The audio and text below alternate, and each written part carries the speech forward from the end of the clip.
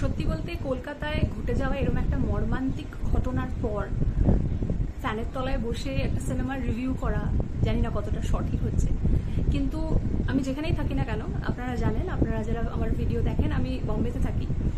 কলকাতায় না থেকেও আমি প্রত্যেকটি মহিলার পাশে রয়েছি একজন মহিলা হয়ে, এবং আমার মনে হয় মহিলা পুরুষ নির্বিশেষে যে কোনো মানুষের যার মধ্যে এতটুকু হলেও মনুষ্যত্ব বোধ রয়েছে তাদের পাশে থাকা দরকার এরকম একটি ঘটনার প্রতিবাদে। তো কাজের জায়গা আর এই জায়গাটা আমার মনে হয় আলাদা রাখাই বেটার। তো anyway, it's a part of life আমাদের এই কাজটা। তো সেক্ষেত্রে আলাদা কোনো এক্সাইটমেন্ট ব্যাপার এখানে নেই, কিন্তু যতটুকু কাজের সূত্রেই বলা যেতে পারে, স্ত্রী 2 আপনারা জানেন রিলিজ করে গিয়েছে আপনাদের কাছের সিনেমা হলে। গতকাল রাত থেকেই অ্যাকচুয়ালি তার শোজ চলছে, আজকে থেকে তো প্রপার সমস্ত জায়গায় প্রচুর শোজ রয়েছে। অ্যাডভান্স বুকিং এর কালেকশনও বেশ বড় সড়ো রকমের। প্রায় 6 বছর পরে সিনেমাটি আসছে, আমাদের সিনেমা হলে এসেছে। তো আমি ছোট্ট করে বলবো আমার কিরকম লেগেছে, এবং বাকিটা আপনাদের উপর ছেড়ে দেবো। আপনাদের যখন যেরকম মনে হবে যে গিয়ে দেখার, এক্সপিরিয়েন্স করার, আপনারা করবেন কিংবা করবেন না। এনিওয়ে, ছোট্ট করে বলি, সত্যি কথা বলতে এক লাইনে বলতে গেলে যারা স্ত্রী আমরা দেখেছি তাদের কাছে হয়তো আমাদের এক্সপেকটেশনটা অনেকটাই বেশি ছিল। পুরো এক্সপেকটেশনটা ফুলফিল অ্যাকচুয়ালি আমার তো পার্সোনালি হয়নি, কিন্তু হ্যাঁ কিছু কিছু জিনিস আছে যেগুলো বেশ ভালো লেগেছে।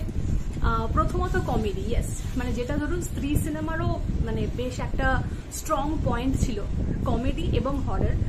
এখানে কমেডিটাও বেশ স্ট্রং এবং থ্রু আউট দ্য সিনেমা খুব ভালো লেগেছে কমেডি পোর্শনগুলো, এবং প্রত্যেকেই যারা যারা অভিনেতা অভিনেত্রীরা রয়েছেন প্রত্যেকে খুব ভালো। স্পেশালি আমি মেনশন করতে চাই অভিষেক ব্যানার্জির কথাটা, তিনি কিন্তু দারুণ করেছেন। এবং কোথাও গিয়ে এই যে একটা ইউনিভার্স ক্রিয়েট করা, মানে ধরুন ভেরিয়ার সাথে এর কানেকশন করা বা আগামী দিনে কি আসতে চলেছে সেটারও একটা আভাস দেওয়া, এই যে বোনাটা, এটা আমার ভালো লেগেছে। বাদ বাকি হরর সেকশন যদি বলি, জাম্প স্কেয়ারে ভর্তি, আলাদা করে খুব টেরিফাইং কিছু নয়, যেরকম ধরনের হয় যে সমস্ত ভূতের সিনেমাগুলো জাম্প স্কেয়ার মূলত থাকে, সেই ধরনের সিনেমার একটা এক্সপিরিয়েন্স আপনি পাবেন। সব মিলিয়ে বলতে গেলে ওভারঅল এক্সপিরিয়েন্স খারাপ না, ফ্যামিলিদেরকে নিয়ে দেখতে যাওয়ার মতন একটা সিনেমা। যদিও এখানে যে সমস্ত জোকসগুলো ইউজ করা হয়েছে সেগুলোর মধ্যে বেশ অনেকগুলো বেশ অ্যাডাল্ট জোক, যদি সেটাতে যদি সমস্যা না থেকে থাকে তাহলে দেখে আসতেই পারে। তো যাই হোক, আমি জানালাম আমার কিরকম লেগেছে। আপনারা যদি অলরেডি দেখে ফেলে থাকেন তাহলে জানাতে পারেন এই ভিডিওর কমেন্ট সেকশনে কেমন লেগেছে আপনাদের। আর যদি না দেখে থাকেন তাহলে আপনাদের সময় সুযোগ করে কখনো দেখে নেবেন, না হলে অ্যামাজন প্রাইমে তো আসছেই কিছুদিন পরেই, সেখানেও দেখতে পারেন। এনিওয়ে, এই ছিল আজকের ভিডিওটা ভালো লাগলে লাইক কমেন্ট শেয়ার করতে পারলেন, চ্যানেলে নতুন হলে সাবস্ক্রাইব করে দেবেন। আবার চলে আসবো নতুন কোনো ভিডিও নিয়ে।